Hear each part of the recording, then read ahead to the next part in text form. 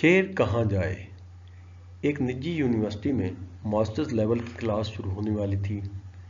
اس مضمون کے پروفیسر صاحب وقت کے بہت پابند اور ڈسپلن کے سخت تھے، اس لیے تقریباً تمام طلبہ و طالبات وقت سے پہلے ہی کلاس روم میں پہنچ چکے تھے۔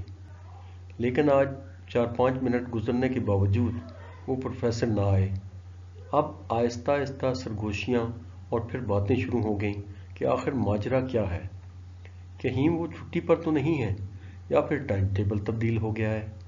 لیکن ایک لڑکے نے بتایا کہ پروفیسر صاحب کچھ دیر قبل ہی اسے لائبریری میں ملے تھے اور آج کی اسائنمنٹ کا پوچھ رہے تھے۔ اب تھوڑی دیر بعد اونچی آواز میں باتوں کا آغاز ہو گیا اور موضوع گفتگو بھی اکثر تبدیل ہو گیا۔ ان دنوں سپورٹس، ٹی وی ڈرامے یا فلمیں طالب علموں کے پسندیدہ موضوعات ہوا کرتے تھے، اور اس طرح کی گفتگو بعض اوقات کسی بحث کا روپ بھی دھار لیتی تھی۔ اس دن بھی کچھ ایسے ہی ہوا اور چند لوگوں نے خاصی اونچی آواز میں بولنا شروع کر دیا۔ شور سن کر قریبی آفس سے پروفیسر صاحب کے ایک اسسٹنٹ آئے اور کہا کہ سر ایک اہم میٹنگ میں ہیں اور کہہ رہے ہیں کہ آپ لوگ خاموشی سے بیٹھیں، کچھ دیر کے بعد وہ کلاس لینے کے لیے پہنچ جائیں گے۔ یہ سن کر دیگر لڑکے لڑکیاں تو خاموش ہو گئے، مگر ایک جوان نے اپنی تقریر جاری رکھی۔ اب صورتحال یہ تھی کہ اکا دکا لڑکے اس کا ساتھ دے رہے تھے اور کچھ لوگ محض اپنی ساکھ قائم رکھنے کے لیے رسمی طور پر ہوں ہوں کرنے سے کام چلا رہے تھے۔ اچانک پچھلے والا دروازہ کھلا اور پروفیسر صاحب نے اندر جھانکا، سب کو غصے سے دیکھا۔ ساری کلاس انہیں دیکھ کر سہم گئی۔ وہ دھیمی آواز میں بولے، کب بڑے ہو گئے تم؟ باقی سارے تو سر جھکائے خاموش رہے، مگر اس لڑکے نے پھر بھی کچھ کہنا چاہا۔ پروفیسر صاحب نے اسے دیکھا اور دانت پیستے ہوئے بولے، بدتمیز۔ اس کے ساتھ ہی انہوں نے زور سے دروازہ بند کیا اور واپس چلے گئے۔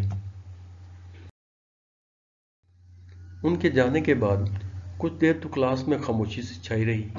سبھی ایک دوسرے کو کنکھیوں سے دیکھ رہے تھے، لیکن اس لڑکے نے پھر بولنا شروع کر دیا، ایسا تھوڑی ہوتا ہے، ہم کوئی بچے ہیں کیا؟ اب کیا آدھا آدھا گھنٹہ ہم لوگ بت بنے بیٹھے رہیں؟ جو ڈر گیا وہ مر گیا، وغیرہ وغیرہ۔ لیکن اب کوئی ایک آدھ اسٹوڈنٹ ہی اس کا ساتھ دے پایا۔ بعد میں اکثر لوگوں کا خیال تھا کہ اس نے بہادری تو دکھائی، مگر اسے خاصی مشکل پیش آ سکتی ہے، کم سے کم یہ سمسٹر تو۔ اصل میں وہ پروفیسر کافی سینئر اور اثر و رسوخ والے تھے۔ دوسری طرف کچھ اسٹوڈنٹس نے اس کی پیٹھ بھی تھپ تھپائی کہ زبردست یار، اس طرح کا حوصلہ تمہارے جیسے شیروں کے پاس ہی ہو سکتا تھا، آخر ہماری بھی کوئی عزت ہے۔ بات بظاہر آئی گئی ہو گئی اور دن گزرتے گئے۔ یوں بھی چند ہفتوں بعد سمسٹر ختم ہو رہا تھا، اس لیے سب امتحان کی تیاری میں مصروف ہو گئے۔ رزلٹ آنے کے 1-2 دن بعد کچھ لڑکے لڑکیاں کینٹین پر اکٹھے ہوئے۔ ایک لڑکی نے بتایا کہ وہ والا لڑکا بھی اچھے نمبروں سے پاس ہو گیا ہے۔ سبھی نے حیرت سے ایک دوسرے کو دیکھا۔ ایک بولا، شیر سے ڈر گئے سارے۔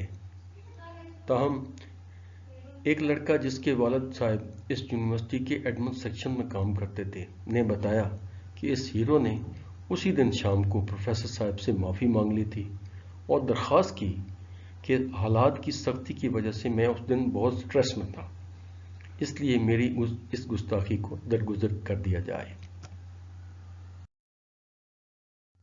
آپ کی توجہ اور قیمتی لمحات صرف کرنے کا بہت بہت شکریہ۔